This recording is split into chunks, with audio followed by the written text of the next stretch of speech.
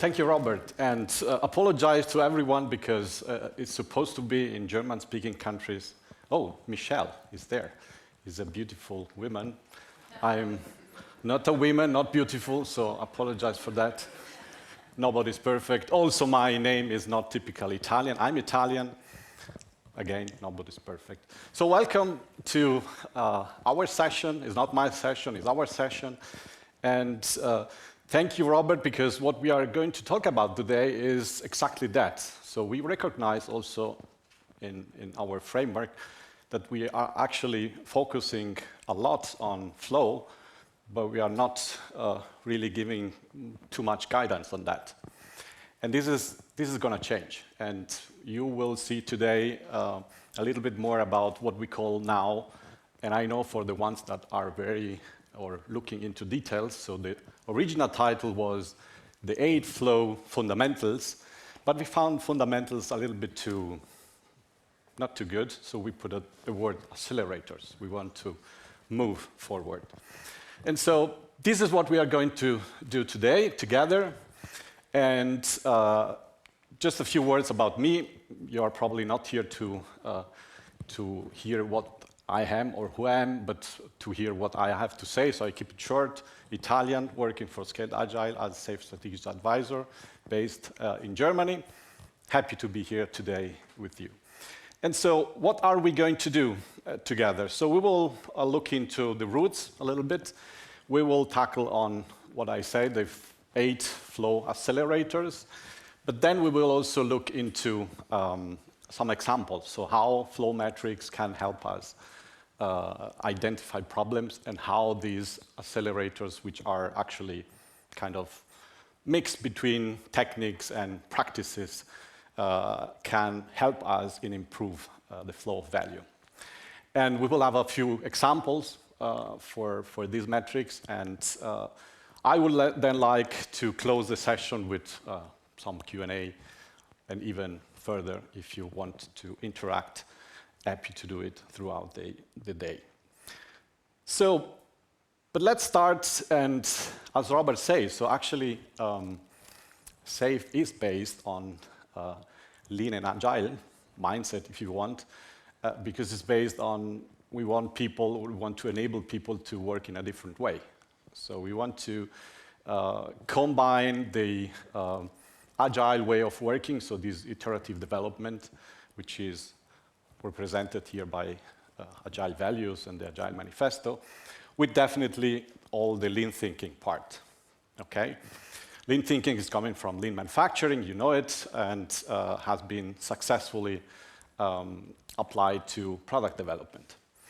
And this is where we find it in the framework.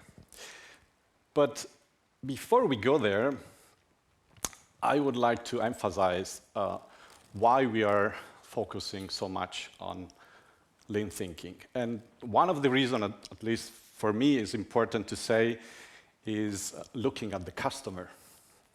Because of course, in every organization, we know who is the customer, the final customer, who is buying the products we have. But it's much more difficult within a single team or within a single team of teams. This is what we call Agile Release Trains in SAFe. So who is consuming our work? A question I'm doing quite a few times in trainings, as well as at companies, who is the client or who is consuming the work of a software developer? Any idea?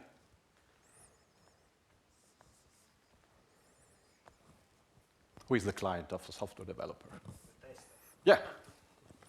Of course, this software is going to be used by somebody else and is going to be bought by somebody else. But actually, my work as a tester is depending on what the developer is going to give me. And so if we do not understand who is consuming our work, then we will probably fail in defining what is the best way to deliver value to these people, if you don't know who is this person. But there is another important piece of this, which is value stream. So in SAFe is a central concept.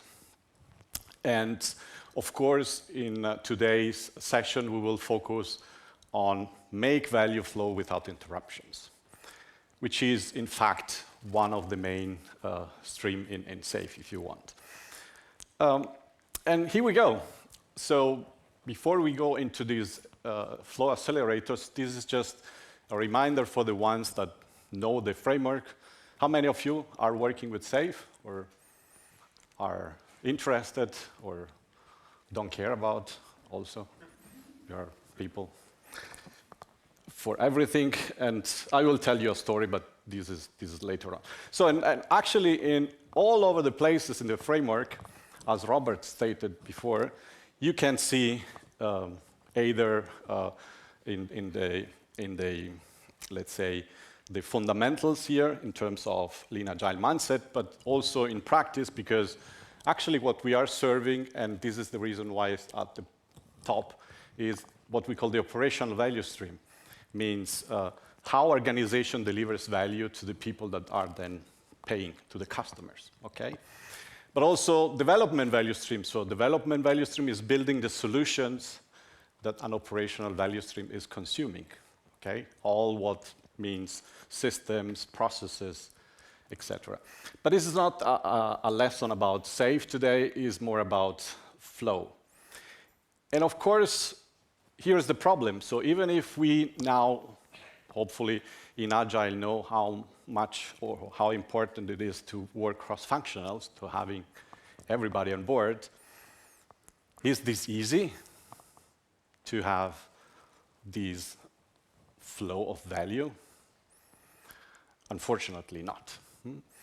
And also, it's not something that you do it and you identify how has my team to work in a cross-functional way, and then it's one and done. You need to re-enter, you need to adjust, you need, in the Agile way, we all know, just to find the real point and to say, yeah, now we are not fit for purpose anymore, we need to change. So let's have a look at these flow accelerators. And for doing that, we need first to make some clarification. So these are the 8 points that you could identify as elements within a flow-based system. So, and starting with working process. So in every system you have work, because otherwise you cannot deliver any value. So that's pretty straightforward. You have, per definition, bottlenecks. Okay. In every system, you have bottlenecks, which are limiting your flow. You have handoffs as well, right? Means you need to bring the individuals together, forming teams, but of course, there is no team in this world that can do it everything, okay? There are handoffs in our organization, and the bigger the organization, the more handoffs we have. And then feedback. Feedback is very important because if you do not have feedback, probably we do not know if we are delivering value, actually. How is telling us, or who is telling us, yeah, this is valuable, but what you are delivering to me. And batches, okay? So the work has to be divided into smaller pieces, okay? And also because we have finite capacity in our system, so in our organizations,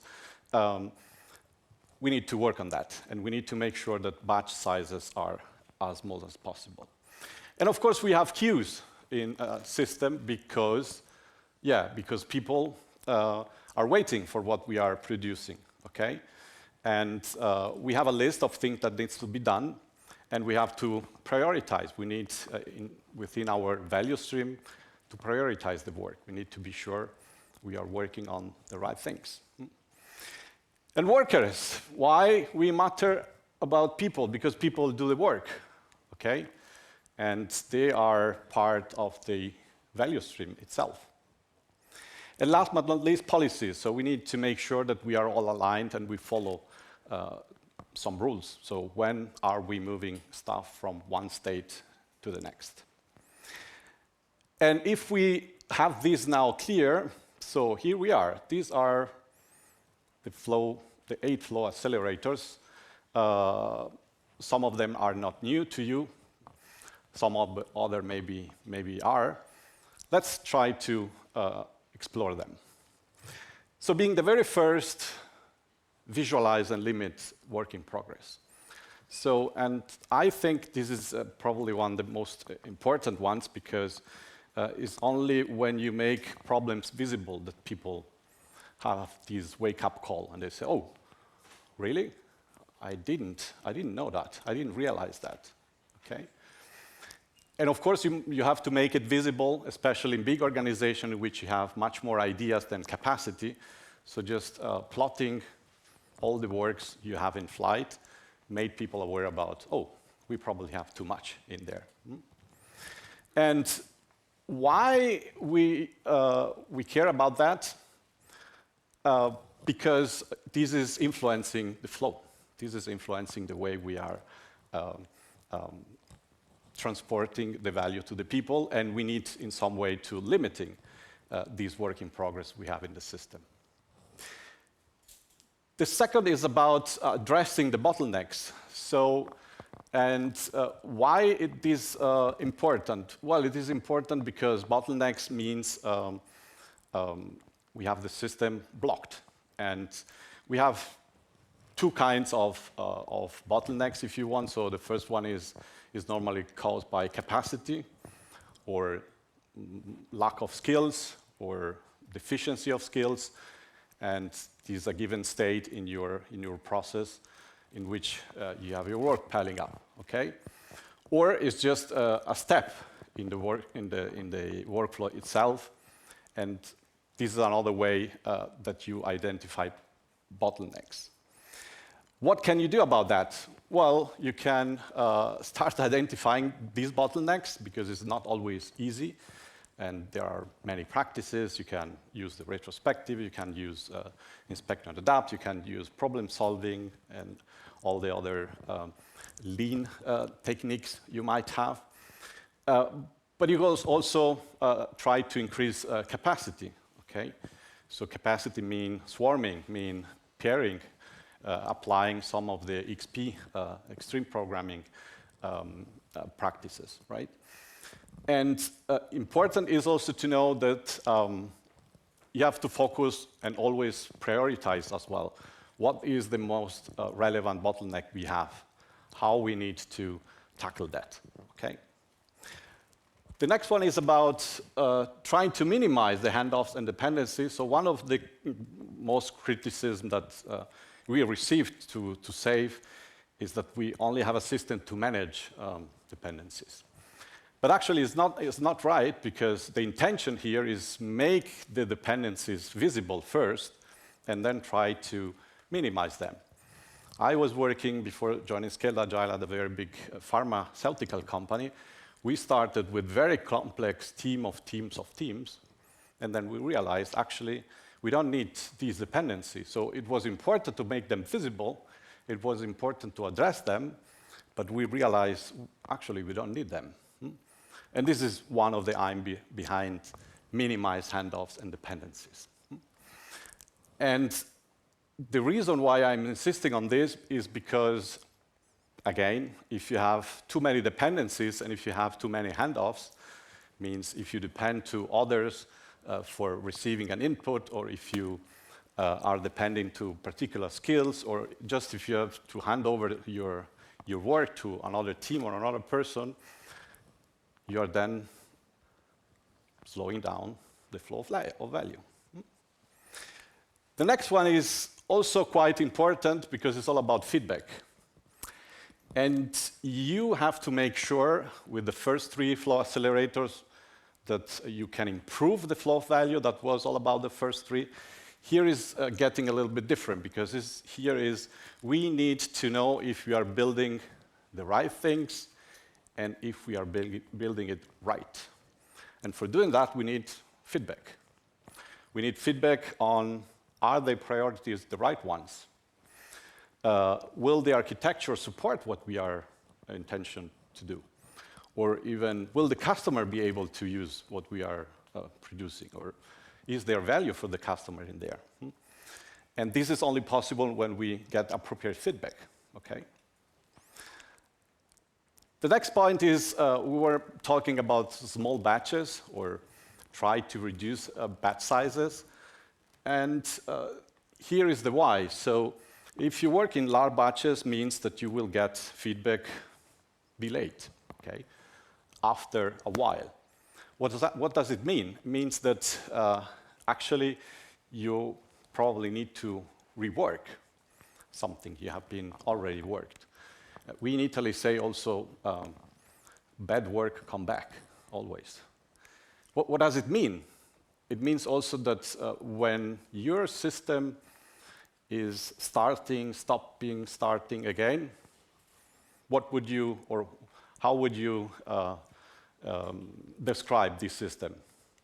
What kind of system is a system that is starting, then stopping, and starting again? Is unstable, is not stable.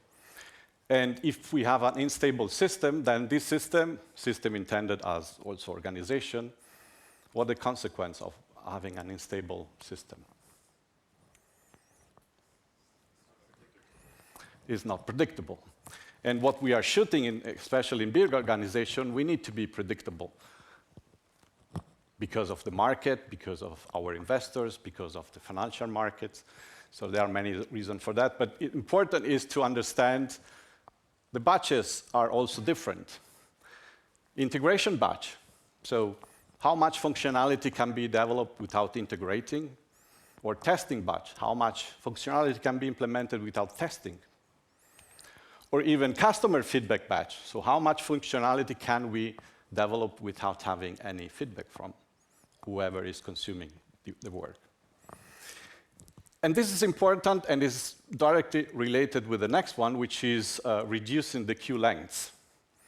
So we are focusing, of course, on the work that we are working on. This is our human being factor. But we should also pay attention to the work that is coming. Have you seen probably on a Starbucks queue?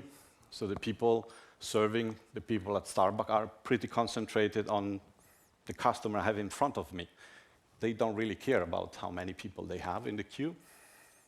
But it's important to consider in that because they are all potential clients that, they say, I have 10 people in front of me, I have 2 minutes, I will go to another coffee shop. And this is happening, okay? If you don't pay attention to the work that is coming, then probably you will struggle later. And that's the reason why this is also important to be considered. And definitely is possible, if we talk about team level, to do that by focusing on committed objectives or the work in iteration or sprint itself is helping us for preventing. But definitely also that the work is visible and all the work is managed in backlogs that can be prioritized. So the next one is all about optimize the time in the zone. What does it mean? So solution development requires a lot of creativity, a lot of focus, and kind of deep intellectual effort. It's not something you can just do between a meeting and another. And being in the zone, and of course for everyone is different, I have a different approach to be able to concentrate, and you, Fabian, you might have another one. We are different. But what we need to make sure in our system is that people can have this time in the zone. What does it mean? It's this productive mental state that needs to be, let's say, achieved. And it takes normally, and there are studies out there, 15 to 20 minutes to get there. And anything can interrupt it. And what does it mean when it is interrupted? Well, you will lose the flow also in the work you are doing. So we need definitely to allow, and we need definitely to have our senior leaders or our leaders making this possible. So probably reduce the amount of meetings we have. Not all meetings are equally important. Not all ceremonies or events are also important. Or the context switching is important to consider as well. So if I have 3 different projects I'm working at, so probably the possibility I have in coming into this zone is very reduced. So this is something the system has to take care of, and we know that the leaders are the only one that then can change the system. So this is one of the accelerator I most care about, actually. And it's also about technology. So also having a poor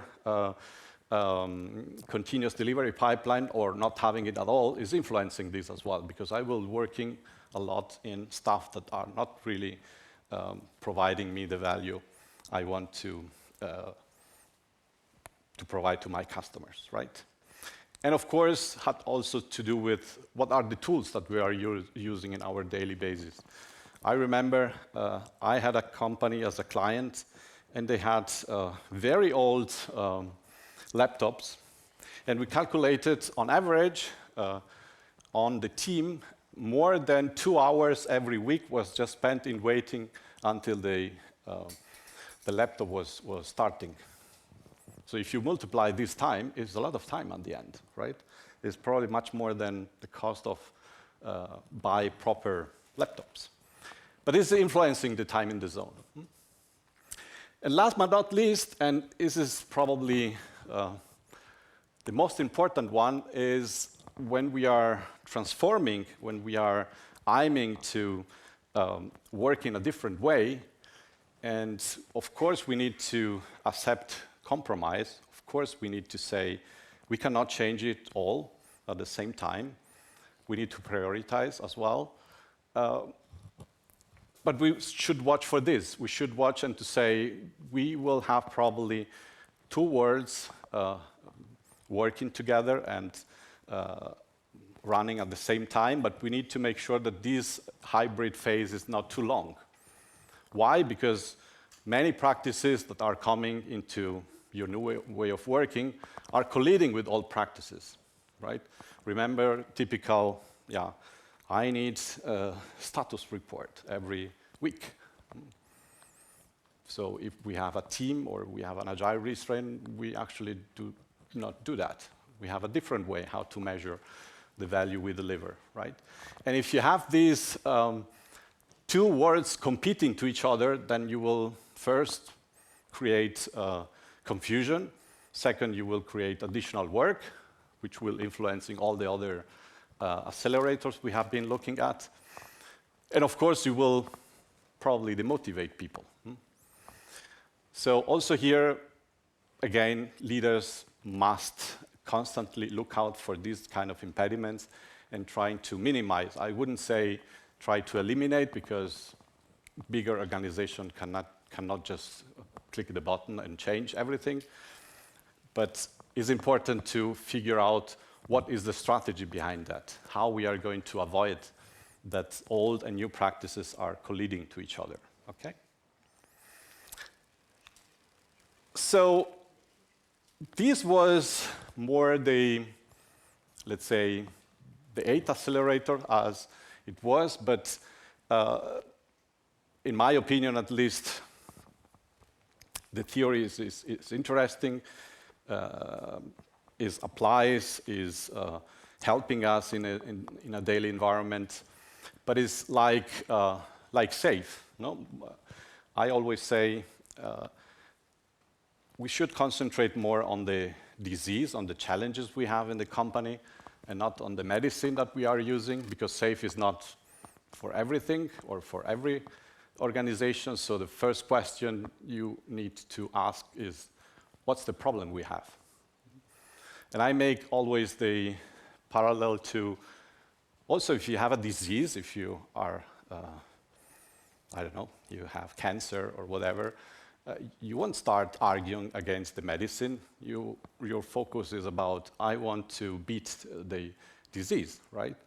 So and you start focusing on that, and you start talking to experts, talking to doctors, and the doctors is coming up with, oh, this might be your medicine, and also the way you are going to take this medicine, because the dosage, I don't know if you say that in English, it matters as well. So you cannot just take the same doses and other people have been taking for 20 years, for example, because the effect on you is different. So here is the same. We want also to make sure we start with the right questions. And the right questions are about what do we change, or what do we need to change, and how we are going to make sure that we are progressing on the right path, and where is the baseline, and how we are going to measure success. So, and the reason is so trying to diagnosing problems that we might have with flows, and we will see a few metrics that we are actually using in SAFe that can support or better said, that can make visible problems we have that we then can in some way address with the 8 flow accelerator that we already have seen. So these metrics are as following. So inspired by Mick Kirsten book, but also with our own flavor, so to speak. And these are these 6 flow metrics that we recommend to use in SAFe. So, and of course, these metrics can be applied on almost every level in SAFe. It doesn't matter if it's a team level or art level or even value stream level. And as I say, they will highlight problems that we might have so that we can then address them with the flow accelerator. And we will see how this works. And we will now go through all of them. So the first one is pretty easy to understand, is flow distribution. Okay? What does it mean? It means we have a count of work items. It could be features, could be epics, it could be, well, epics maybe not, but it could be stories. And it's just here telling us what are the distributions. So how much work are we putting into building new functionalities, so adding business value if you want, how much is dedicated to maintenance, support, how much is invested into building up the infrastructure and the architecture we might need. And this is a very good visualization, because then we can make sure that we keep a balance. We keep a balance to invest, of course, in the infrastructure, but not too much, because then we are not delivering any value. But the opposite is also important. So if we are just building new stuff without taking care of infrastructure and architecture and technology, so we are piling up technical debt. Okay? So and this metric is giving us the possibility to look what is happening at iteration or sprint or PI boundaries. So what is the balance? Do we have balance? Or do we need balance? And we have certain a few mechanisms in SAFe also. I'm thinking about capacity allocation, just to making sure that we keep this balance, or at least the decision is transparent in terms of, yes, we know we have a lot of stories related to architecture and infrastructure, but this is exactly what we need right now. Fine. So why is it important? For this, for keeping this balance and for keeping the visualization of how is this flow distribution changing over time. Now, if we can, and we will look at this after every metric. So here's the flow distribution. We said too much focus on either business features or technical stuff. What we can do for remediate this kind of unbalanced situation is to use or to get faster feedback. So it should use new mechanism to get faster feedback. Or we can also reduce the batch sizes we have. So the smallest the pieces of work are, the most easier is going to keep this balance. Okay? If we have big chunks of work and one chunk of work is just consuming all the capacity we have for entire iteration, then it's going to be impossible to get this kind of balance. The second one is about flow velocity. And here it could be the number of stories or features that we are able to finish in a given time frame, could be iteration, could be PI, or even with story point, depending on what we need to measure. And we just count the number. Okay, how much are we actually delivering? How much work items are we able to complete over a period of time? And now this is giving us two possibilities. So the first one is to see, are we in some way getting better at what we are doing?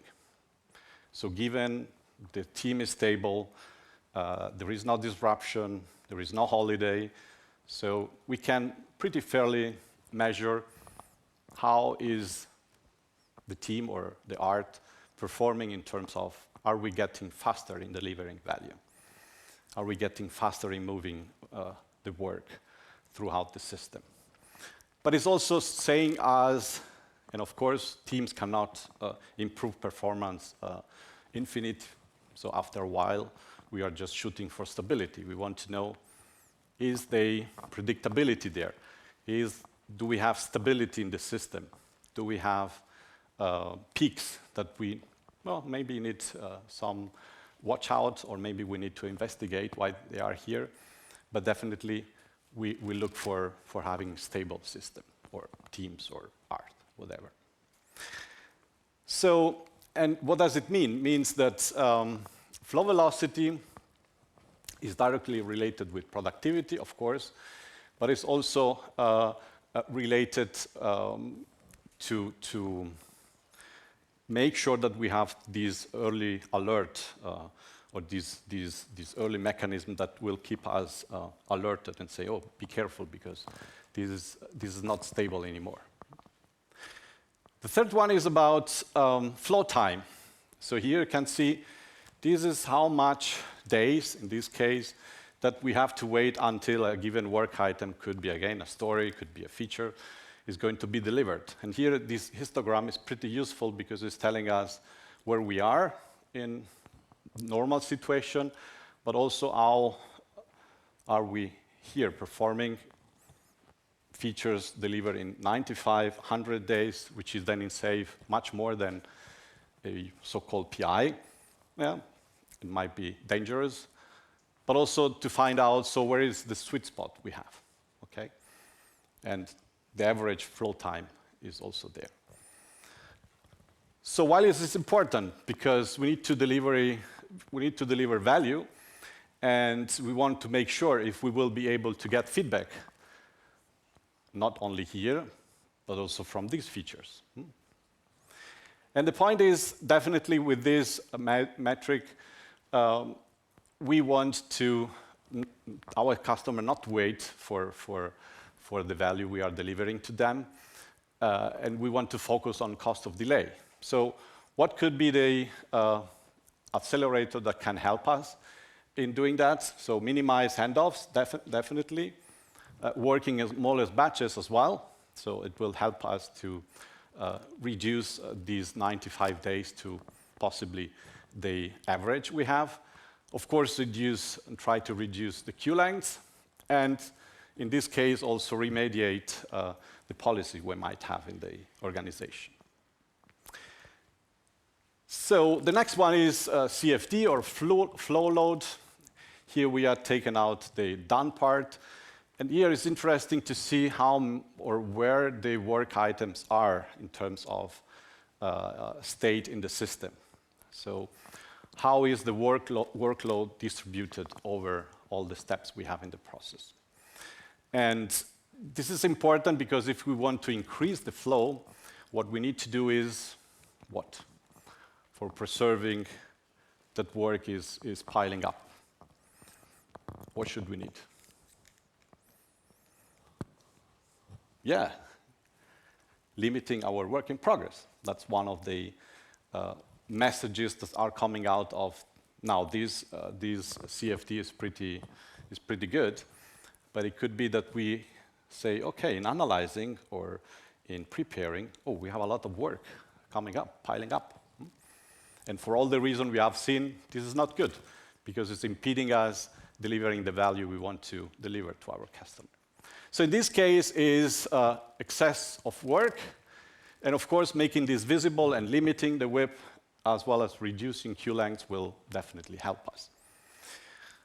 The next one is about, and it's a little bit more complex, is about flow efficiency.